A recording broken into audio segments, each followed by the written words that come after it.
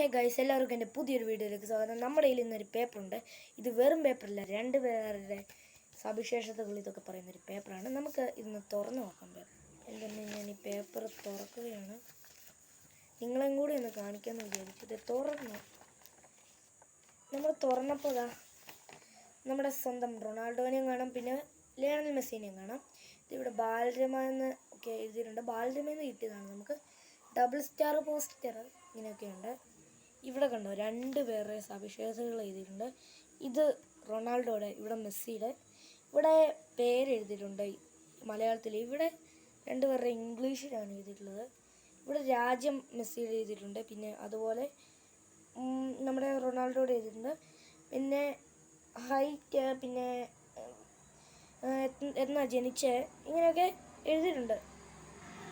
അപ്പോൾ വീഡിയോ ഇഷ്ടപ്പെട്ടെങ്കിൽ ലൈക്ക് ചെയ്യുക, ചാനൽ മറക്കാതെ സബ്സ്ക്രൈബ് ചെയ്യുക.